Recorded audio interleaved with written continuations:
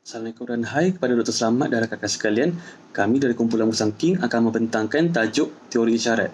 Antara ahli kumpulan kami adalah Muhammad Saifullah bin Muhammad Syarul Anwar menembus metrik A164064, Syarif Hakimi bin Sarji A166812, Cik Nur Balkis binti Cik Long A163994, Fatimah Azhara binti Muhammad Dusuki A163767 dan Ahmad Imran bin Muhammad Rizwan bernombor metrik A163444.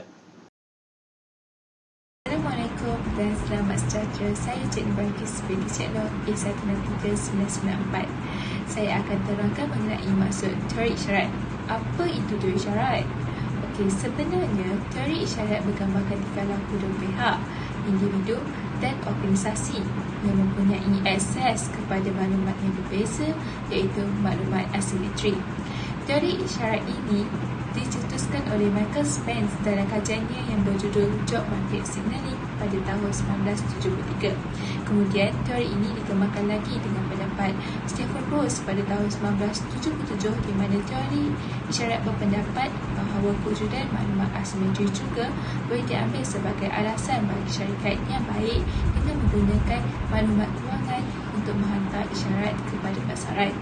Manakala menurut Brigham and Houston pada tahun 2011, teori isyarat adalah tingkah laku pengurus korporat dalam memberikan arahan kepada para pelabur yang berkait dengan strategi pengurusan dan pandangan mengenai prospek masa depan.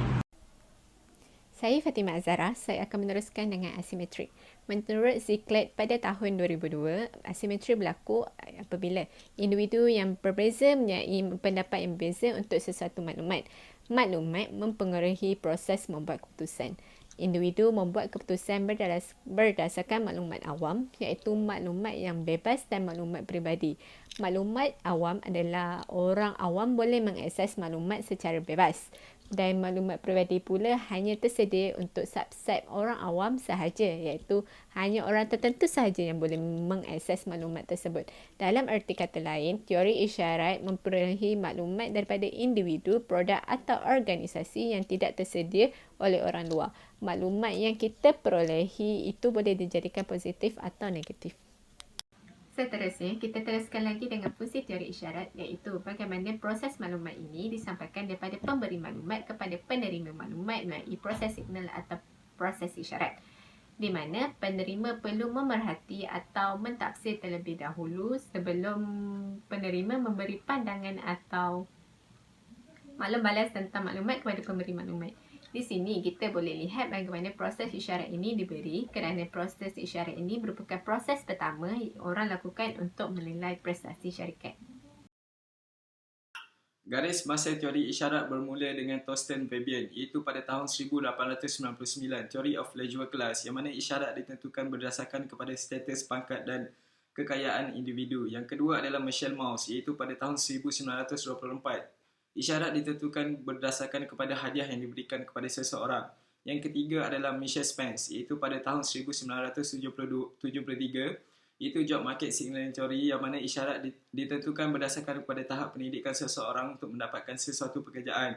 Dan yang keempat adalah Stephen Rose, iaitu pada tahun 1977, Dividend Signaling Theory, yang mana isyarat ditentukan berdasarkan kepada tahap peningkatan dividen yang menggambarkan masa depan syarikat yang lebih cerah. Seterusnya, amalan perakaunan yang mengaplikasikan teori isyarat. Yang pertama adalah stock split, yang mana pengurus syarikat mengambil pendekatan teori isyarat dengan membuat pecahan saham sedia ada yang memberi kesan kepada peningkatan bilangan saham dan penurunan nilai muka bagi setiap saham. Akan tetapi, jumlah ringgit saham masih sama atau tidak bertambah. Ia isyarat yang baik kerana pelabur sedia ada akan merasakan mereka mempunyai nilai saham yang lebih banyak daripada sebelumnya. Yang kedua adalah return of asset ataupun ROA. Sebuah syarikat yang mempunyai prestasi yang baik akan mempunyai ROA yang tinggi. Pendekatan teori isyarat digunakan melalui isyarat ROA bagi tujuan untuk menilai kualiti dan prestasi syarikat dalam menjana keuntungan. Ia akan menarik minat pelabur untuk melabur dalam syarikat tersebut.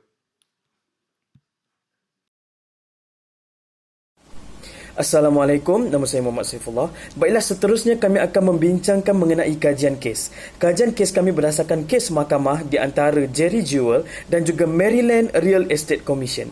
Jerry, plaintiff terhadap kes ini, merupakan seorang ejen hartanah dan beliau telah berjaya menjual sebuah rumah kepada keluarga Miller. Tetapi apabila keluarga Miller hendak menduduki rumah tersebut, mereka dapati bahawa rumah itu masih lagi dalam keadaan yang tidak siap dan masih lagi dalam penambahbaikan. Jadi keluarga Miller telah mengeluarkan pampasan sebanyak $27,000 terhadap Jerry. Jadi Jerry dengan terkesan yang telah memberitahu kepada Maryland Real Estate Commission terhadap wang tersebut. Tetapi Maryland telah pun memberitahu Jerry bahawa rumah itu dalam keadaan yang tidak siap, dan apabila telah disiasat oleh pihak mahkamah, memang pihak mahkamah dapati bahawa tidak berlaku teori isyarat antara mereka berdua kerana Jerry hanya memberitahu sahaja kepada Maryland terhadap rumah yang perlu direnovate dan perlu disiapkan tersebut tanpa sebarang perjanjian hitam putih ataupun tarikh yang perlu Maryland siapkan.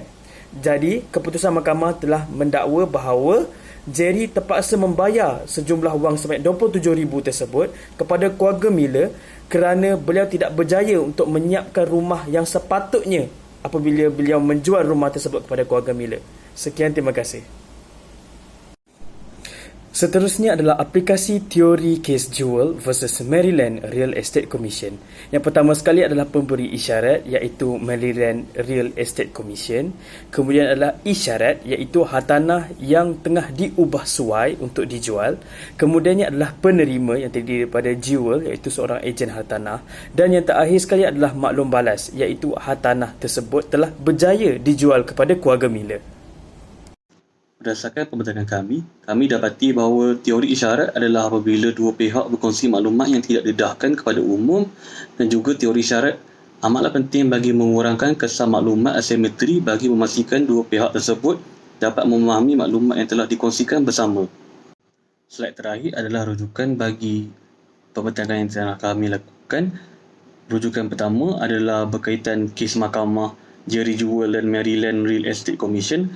Rujukan kedua adalah bertajuk Signaling Theory, A Review and Assessment. Rujukan ketiga adalah bertajuk Kajian Pustaka, Kerangka Konseptual dan juga Hipotesis Penelitian. Rujukan keempat adalah bertajuk Signaling Theory, Past, Present and Future. Dan rujukan kelima adalah artikel dari Investopedia berkaitan biodata A. Michael Spence.